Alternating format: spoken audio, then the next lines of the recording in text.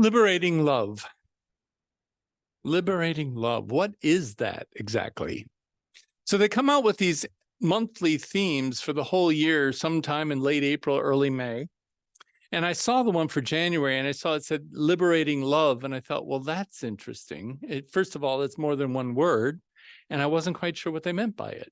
So immediately I focused on the word liberating and thought liberating theology, which if you're not familiar with it, it's a Christian theology that Jesus was sent to the earth to help redeem the oppressed and those that are, basically poor and oppressed, and that's what his message was all about. So I thought, well, okay, we'll go with that. But then as time went on and I got more of the information about this month, I thought it could be something else. For a brief second, I thought, well, maybe it's a throwback to the liberation and free love days of the late 1960s and early 1970s, but kind of thought better of that. That's not what my sermon's on today. And then Reverend Taylor came out with a packet for the Soul Matters, for the cellist circles. And he gave us this unexpected, in my opinion, and provocative definition in the essay, The Gift of Liberating Love, that I just read to you. The unexpected examples were these gifts of love that were freely given in a deep connection. Now, some of them I would have guessed. He did the love from a grandfather's eyes, which is a vision of the future, his future, embodied in a baby. The love of a mother's hug. It's okay, you can always come home. But then love from anyone who truly understands us and guides us along life's way. I love the whole thing of love helps you take that mask off. And then love says, leave it on until you're ready.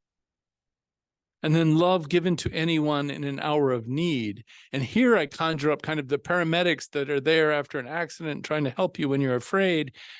But this was different. This was someone who can truly be with you and is shaking with you rather than trying to get you to stop. That was interesting to me. And then the provocative part were the two secrets. The first secret was a spiritual awakening of self-love. And then once you become love, helping others that are needing love. And the second secret was something that we hear a lot about. By helping others, we help ourselves grow in love. So given that, those are the two sermons I'm doing this month. So today I'm talking about this self-awakening in love. And in 2 weeks here at Open Circle and Point, in 3 weeks in Green Bay, I'll be talking about leveraging that inner love to liberate others. Now, there was a reference in there, if you didn't catch it, to Selma's Prophet of Peace, of course, referring to Reverend Dr. Martin Luther King Jr., which MLK Day is in that week between those two Sundays. So it's very appropriate. And we'll be talking about the connection of power coming from love. But today we're going to do this awakening via a spiritual exercise called Letters from Love. Now, you heard me right. Letters from love, not letters of love or love letters. It's letters from love. Now, I don't know if she invented it, but she certainly has publicized it. Elizabeth Gilbert, you might remember the name. She's the author of the 2006 best-selling novel, Eat, Pray, Love, that came into a smash movie eventually. So in the pop culture world, she certainly knows a lot about love. And she writes this: to condemn yourself as unlovable is to swallow a terrible lie. And to believe that you must earn love through perfectionism, or that you must seek love from others in order to become whole, turns all of us into hungry beggars. I believe there is an ocean of warm, affectionate, and outrageously unconditional love available to us all, and that it is conveniently accessible from within. I don't believe anyone is excluded from this ocean of love. And it's only a question of learning how to hear it, how to feel it, and probably most important of all, how to trust it. So Gilbert apparently for years has been doing these daily journaling, a form of daily journaling, but instead of just writing random thoughts, which is sort of what I was taught to do to surface what you're feeling and thinking, she writes a letter to herself from love every day. Now, when I read this, first I thought it was a little quirky, I'll admit, and I had a couple of questions about it that were running through my mind. So Gilbert, of course, is making an assumption that we are separated from inner love, which I wasn't so sure if that's true. And of course, it's probably some of the time, not all of the time. It's probably circumstantial. It probably differs depending on your age and maturity level. So I had to kind of go with that. All right, we're separated from our inner love, because I certainly have a lot of voices saying that I'm not worthy sometimes. But where did this whole idea come from? Who told us we were unworthy of love? When did that happen? And why does it persist in our psyche? You know, when you're 50, 60 years old, you still have those voices. And when I finally decided, my answer was, I think it's because somewhere along the way, and it probably crept in over time, we actually replaced our actual inner love. Babies are born with a sense of love. You have to learn fear and hate and all those other things.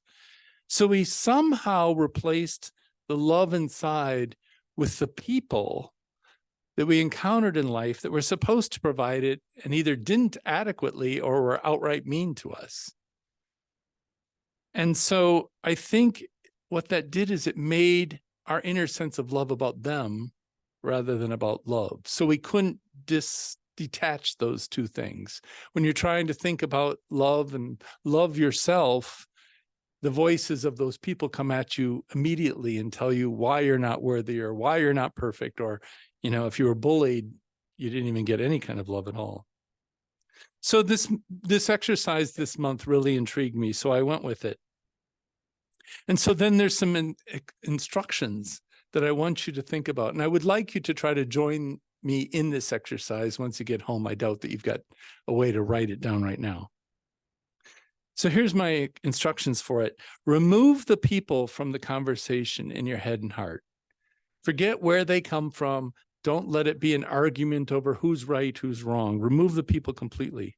Pretend that love is the person.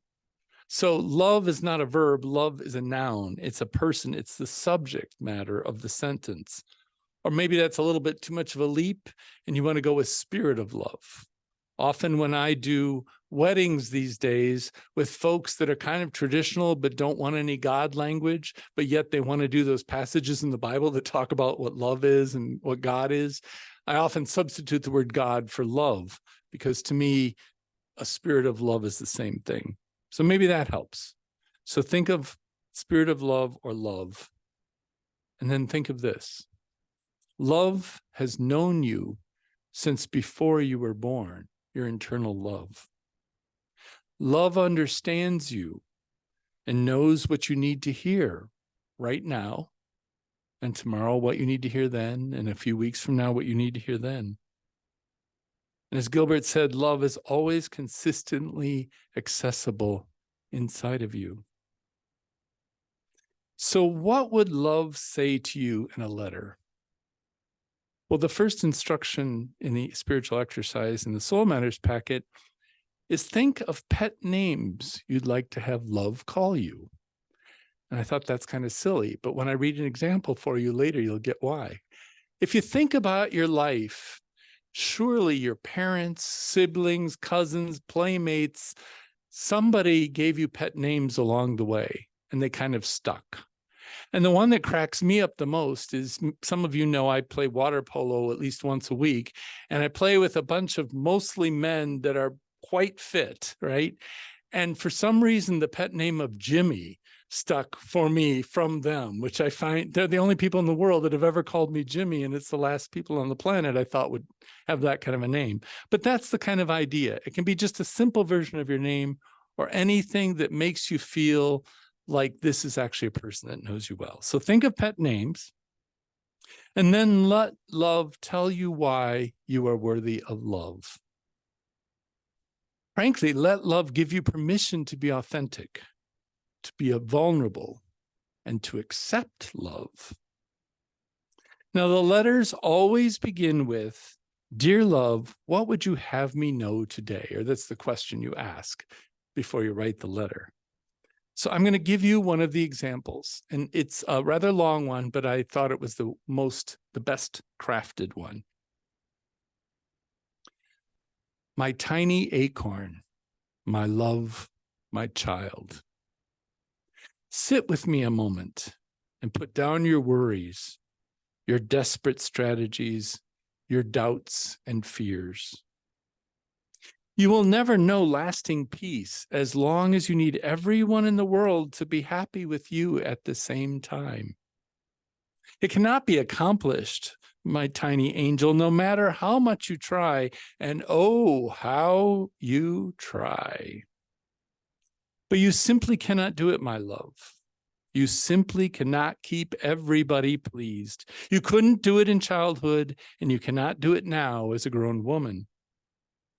Try to keep everybody pleased with you makes you tired and worn out and discouraged, as would any job that is innately impossible. So stop.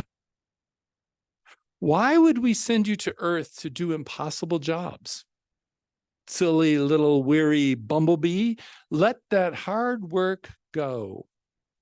Allow me to be the one who unceasingly loves and approves of you, so that you don't need to seek it from others. This will be a relief to both you and them.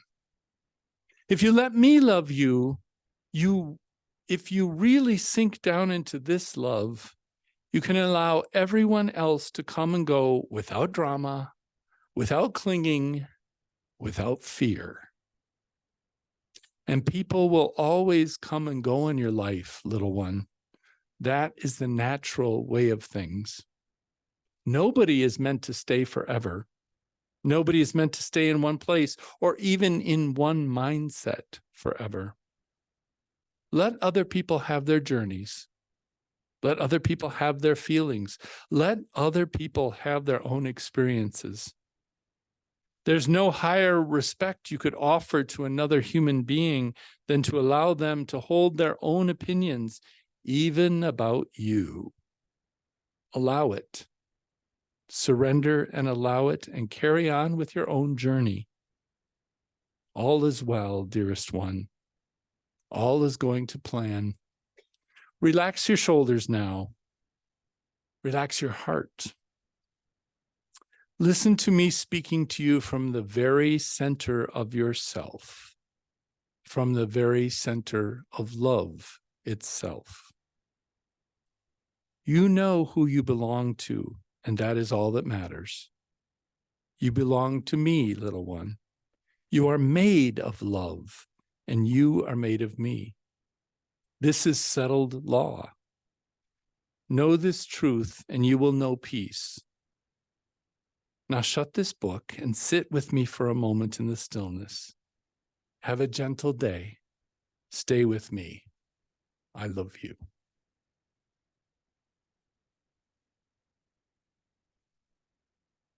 So that's kind of daunting because it was really well written. Most of them that I read as examples were just a couple of paragraphs, and they were clearly just more impromptu. I think this one came out of one of the seminars or the workshops that Gilbert runs online, and someone had the time to write something so beautiful. So silly pet names aside, the letter is deeply personal and addresses vulnerabilities. The letter does not allow personalities of all those voices in your head to color the feelings of love. They're completely absent from it all. The point is to search your inner soul for what's on your mind and let love speak to you in a familiar and tender way. For Reverend Taylor's examples of love, grandfather's proud vision of the future, mother's reassurance of safety, knowing that someone deeply understands you out there, or a deep mutual connection when you need it most. I think, my friends, this kind of love is liberating. If we do the work, let ourselves be vulnerable even with ourselves, and accept that we are unconditionally loved from deep within. We are liberated from the negative voices and feelings that hold us down, that hold us back. We can rediscover and reclaim the person we are and are becoming without trepidation or fear. We move more towards wholeness and strength. This is our gift of liberating love this month. So as we enter into a new calendar year with the excitement of new possible beginnings, may we find such liberating love, and may it make us strong. Amen. Now just have a moment of silence.